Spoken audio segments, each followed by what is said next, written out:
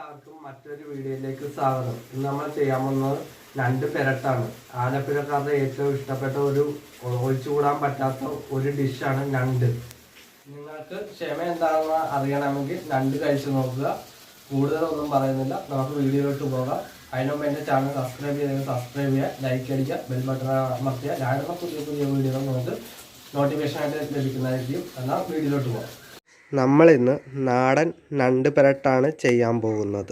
നമുക്കിനി ക്ലീനാക്കി എടുക്കാം. ഇത് ഇപ്പോൾ നമ്മൾ ക്ലീൻ ചെയ്ത് കഴിഞ്ഞു. തവിടെണ്ണ ഒഴിക്കുകയാണ്.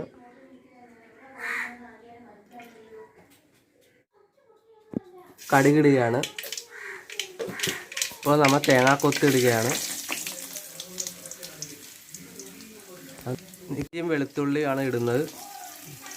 നമുക്കിത് മൂക്കേണ്ടതുണ്ട്, ഇളക്കിക്കൊണ്ടിരിക്കണം. ഉള്ളിയാണ് ഇടാൻ പോകുന്നത്. ഇനി കുറച്ച് ഉപ്പാണ് ഇടുന്നത്. മഞ്ഞൾപ്പൊടിയാണ് ഇടുന്നത്. ഇനി നമുക്കിത് വരട്ടിയെടുക്കണം. നല്ലപോലെ മൂത്ത് ബ്രൗൺ കളർ ആവണം ഉള്ളി.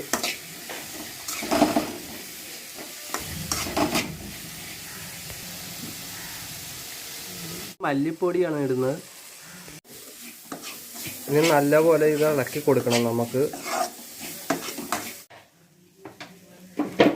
ഇനി നമ്മൾ ഞണ്ടാണ് ഇടുന്നത്. ചെയ്ത് വെച്ചിരിക്കുന്ന ഞണ്ടിട്ട് ഞാൻ നല്ലപോലെ ഒന്ന് ഇളക്കി കൊടുക്കണം.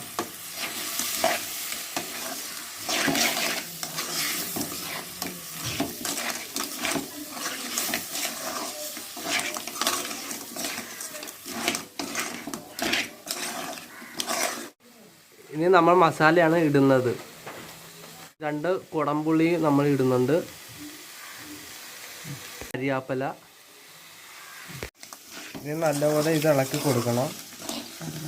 അതുപോലെ ഇളക്കി കൊടുക്കേണ്ടതുകൊണ്ട് ഇനി കുറച്ച് വെള്ളം കൂടി നമുക്ക് ഇതിൻ്റെ അകത്ത് ഒഴിക്കണം.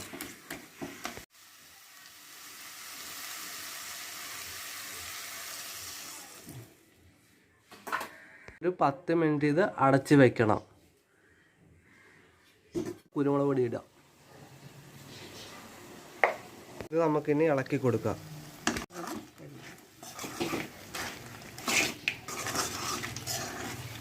ഇപ്പം നമ്മൾ ഇളക്കിക്കൊണ്ടിരിക്കുകയാണ്. ഇപ്പം നമ്മുടെ പരിപാടി കഴിഞ്ഞ് ഇനി കുറച്ച് കരിവേപ്പിലയും കൂടി നമ്മൾ ഇട്ട് ഇനി തീ ഓഫ് ചെയ്ത് നമ്മൾ ഇറക്കി വെക്കുകയാണ്. നമ്മുടെ ഞണ്ട് ഫ്രൈ റെഡിയായിട്ടുണ്ട്. ഇനി നമുക്കിത് കഴിച്ചു നോക്കാം.